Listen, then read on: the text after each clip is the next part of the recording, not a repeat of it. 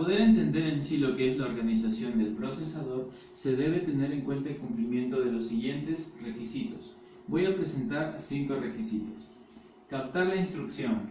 Para captar la instrucción, el procesador lee una instrucción de la memoria. La interpretación de una instrucción se da por la decodificación para determinar qué acción es necesaria. Para captar los datos, la ejecución de una instrucción exige leer datos de la memoria o de un módulo de entrada o salida. Para escribir los datos, los resultados de una ejecución exige escribir datos en la memoria o en el módulo de entrada o salida. Y por último, el requisito de procesamiento de datos, en el cual la ejecución de una instrucción exige llevar a cabo alguna operación aritmética o lógica con los datos. Para poder realizar estos requisitos, es obvio que el procesador necesita almacenar algunos datos temporalmente. Debe recordar la posición de la última instrucción de forma que pueda saber a dónde tomar la siguiente. Necesita almacenar instrucciones y datos temporalmente mientras una instrucción está ejecutándose. En otras palabras, el procesador necesita una pequeña memoria interna. Organización de los registros. Tenemos 3 tipos de registros, en los cuales el primero es el registro visible por el usuario, que puede ser referenciado por medio del lenguaje máquina que ejecuta el procesador. El segundo tipo de registro, denominado de control y de estado, controla el funcionamiento de los diversos registros del procesador. Por último, tenemos los ejemplos de organizaciones de registros de microprocesadores, en el cual tenemos 2 ejemplos. Del equipo Motorola, que quiso un repertorio sin registros de uso especial, y el Intel 8086, que usa un enfoque diferente para la organización de los registros. Cada uno de los registros tiene su uso especial, aunque algunos registros se pueden emplear también para un uso general. Es necesario tomar en cuenta que hay tipos esenciales de registros, los cuales son 4, para poder ejecutar una instrucción. Primero tenemos el contador de programa, que contiene la dirección de la instrucción a captar. Tenemos el registro de instrucción, que contiene la instrucción captada más recientemente. Tenemos el registro de dirección de la memoria, que contiene la dirección de una posición de memoria. Y por último tenemos el registro intermedio de memoria, que contiene la palabra de datos a escribir en memoria o la palabra leída más recientemente. Estos 4 tipos de registros que se acaban de mencionar se usan para la transferencia de datos entre el procesador y la memoria.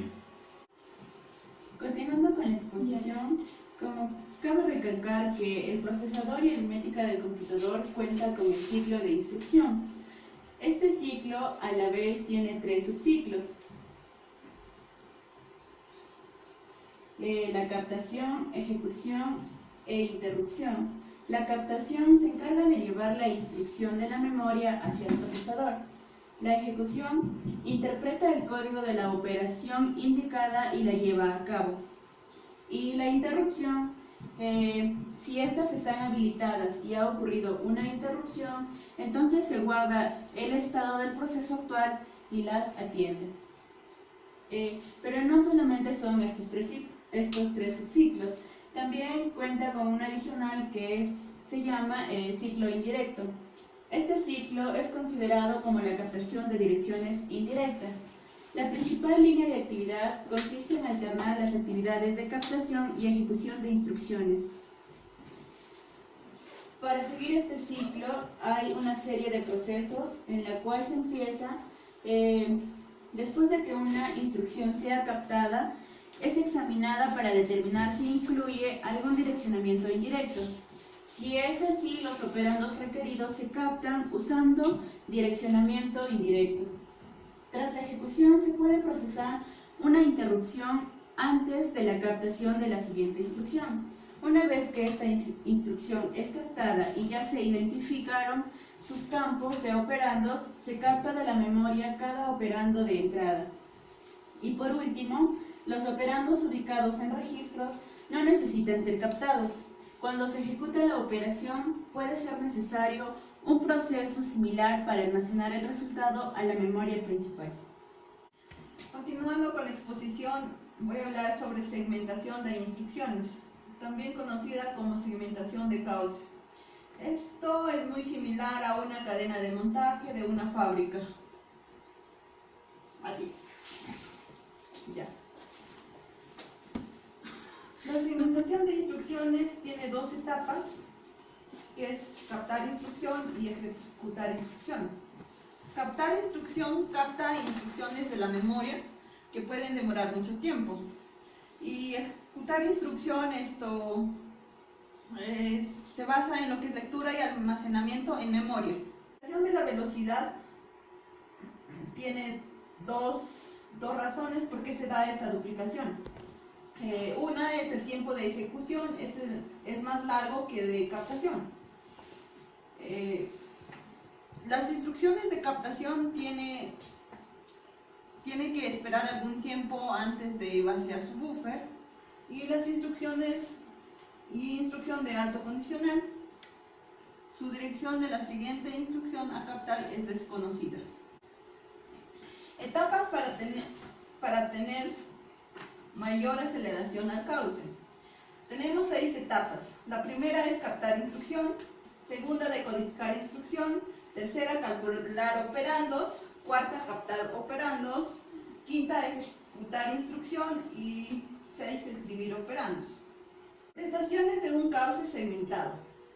Acá tenemos la prestación del tiempo del ciclo de un cauce de instrucciones.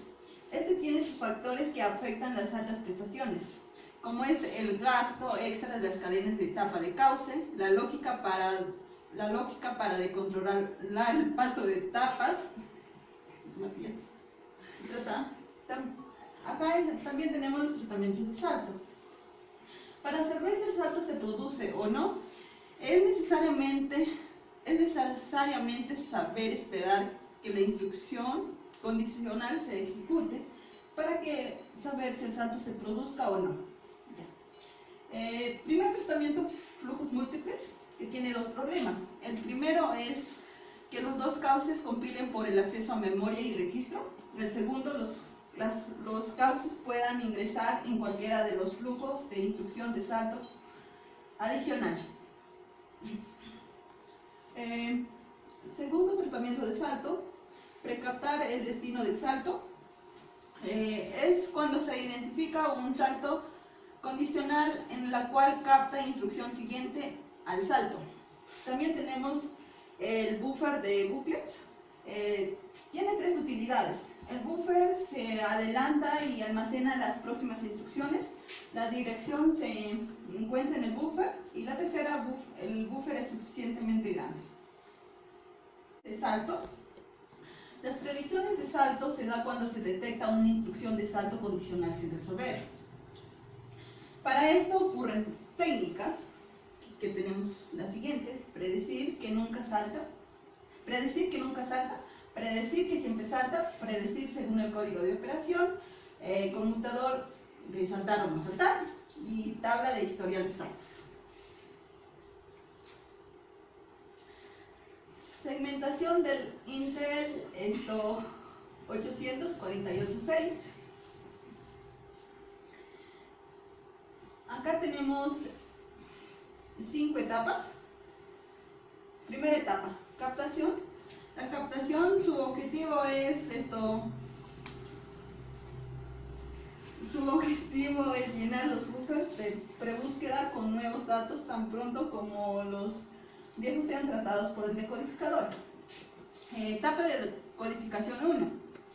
El código de operación y la información referente al modo de direccionamiento se decodifican en la etapa de 1. Etapa de decodificación 2. Convierte cada código de operación en señal de control para la ALU. La etapa de ejecución accede a la caché y actualiza los registros. Y la escritura actualiza los registros e indicadores de estado modificados durante la etapa de ejecución. Del Intel 80486. Tenemos 5 etapas. Captación. Su objetivo es llenar los buffers de prebúsquedas con nuevos datos. tan pronto como los viejos sean tratados por el decodificador. Segunda etapa, etapa de decodificación 1. Acá el código de operación y la información referente al modo de direccionamiento se decodifica en la etapa de 1. Tercera etapa, etapa de decodificación 2. Esta etapa convierte cada código de operación en señales de control para la ALU. Cuarta etapa, que es la ejecución. La ejecución accede a la caché y actualiza los registros. Y por último, escritura. Actualiza los registros e indicadores de estados modificados durante la etapa de ejecución precedente. Organización de los registros en el procesador de latente. Se organizan primero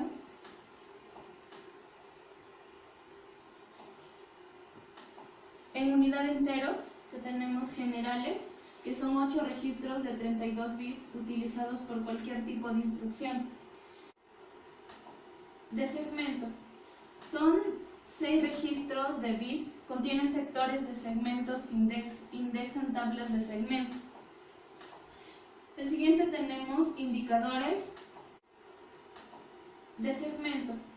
Son 6 registros de bits, contienen sectores de segmentos que indexan tablas de segmento. El siguiente tenemos indicadores. El registro EFLAGS indica el estado del procesador y ayuda a controlar su funcionamiento. Y contiene los códigos de condición de diversos bits de modo.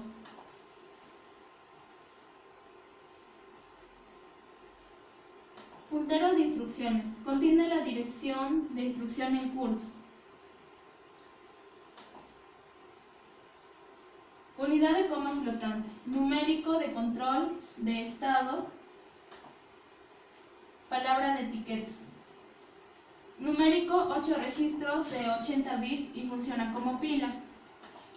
De control, el registro tiene 16 bits que controla el funcionamiento de la unidad de coma flotante y funciona como tipo de redondeo y de precisión simple, doble y ampliado. De estado es un registro de 16 bits que aleja el estado presente de la coma flotante. Palabra de etiqueta. El registro de 16 bits cuenta con una pila de 22 bits para cada registro numérico de coma flotante, indicando la naturaleza de la coma. De control. Tenemos indicadores. El primero es indicador de trampa, que es representado con las siglas FT y se usa para la depuración en cuanto a uno provoca una interrupción tras la ejecución. Indicador de dirección. Este indicador está representado por las siglas DF. Determina si la instrucción de procesamiento de cadena, incremento o decrementa los registros de 16 bits SI y DI y los de registros de 32 bits ESI y EDI. Otro indicador tenemos el indicador de habilitación de interrupciones,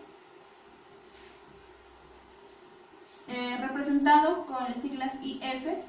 El procesador acepta interrupción externa si esta está en 1. Nivel de privilegio de entrada y salida. Un ejemplo son los registros de control, que emplean 4 registros de 32 bits. Controla varios aspectos del funcionamiento del procesador.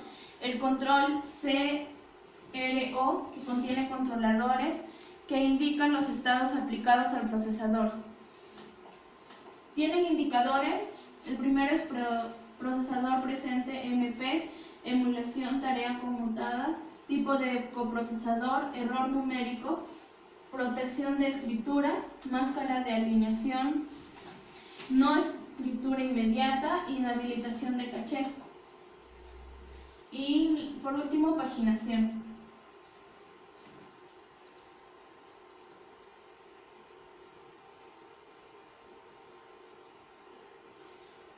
Otro ejemplo, tenemos los controladores de bits en CR4. En estos controladores Existe la habilitación de verificación de las máquinas globales, ampliación de la dirección física, habilitación del controlador de tiempo, interrupción virtual en el modo protegido, ampliación del modo 0886 virtual. El procesamiento de interrupciones es un servicio para apoyar al sistema operativo. Permite que un programa de aplicaciones sea suspendido atendiendo causas de interrupciones y reanudando más tarde. Tabla de interrupción, que en la tabla va en una columna el número del vector y su descripción. Los valores 0, 1 y de 3 al 31 son excepciones y los valores 2 y del 32 al 255 son interrupciones.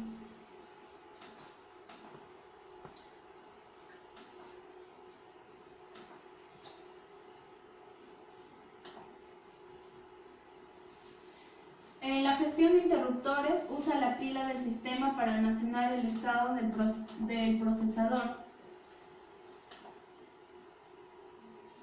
Los casos. Son dos casos, excepciones, interrupciones.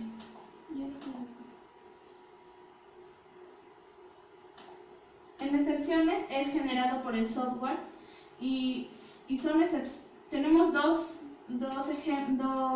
dos tipos, excepciones detectadas y excepciones programadas. Detectadas, el procesador encuentra un error mientras intenta ejecutar. Las programadas hay interrupciones que genera una excepción. Las interrupciones, existen dos tipos de interrupciones, interrupción no enmascarable y la interrupción enmascarable. La interrupción enmascarable la recibe el procesador con el pin INTR. Este no lo reconoce al no ser que el indicador de habilitación, la interrupción a este sea 1. Y la interrupción no enmascarable la recibe el procesador con el pin NMI. Como se puede evitar el reconocimiento de tales interrupciones. Continuando, voy a explicar acerca del procesador PowerPC. La organización de registros en este procesador viene por coma fija, coma flotante y procesamiento de saltos. En cuanto a unidades de coma fija, existen 32 registros de uso general de 64 bits, los cuales se encargan de cargar, almacenar y manipular datos para las operaciones. También existe un registro de excepción, el cual contiene 3 bits que sirven para representar el estado del computador. En cuanto a coma flotante, tenemos los registros de uso general, que también son 32 y son de 64 bits. De registros de sala de control son de 32 bits y son los que guardan el estado del computador también y los estados resultantes de alguna operación lógica. En la unidad de procesamiento de saltos tenemos registros de condición, los cuales tienen 8 campos para guardar los códigos. Tenemos de enlace, que sirven para direccionamiento indirecto y para funcionamiento de llamados de subrutinas y el retorno de subrutinas, y los registros de cuenta, que sirven para las iteraciones de los bucles.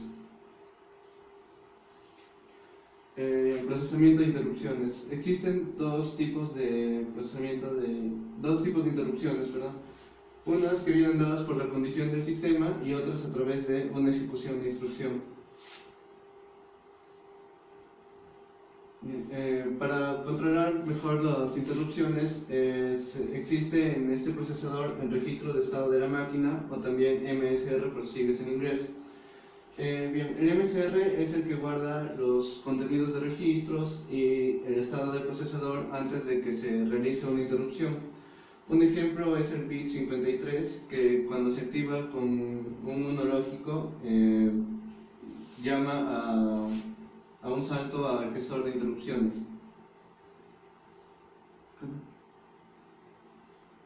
Bien, para la gestión de interrupciones se lleva un proceso, empezando por guardar la dirección de la siguiente instrucción, que se guarda en un registro llamado salvar 0. El siguiente paso se copia el estado de la máquina, es decir, antes de que se ejecute la instrucción. Y esto se salva en el registro salvar 1.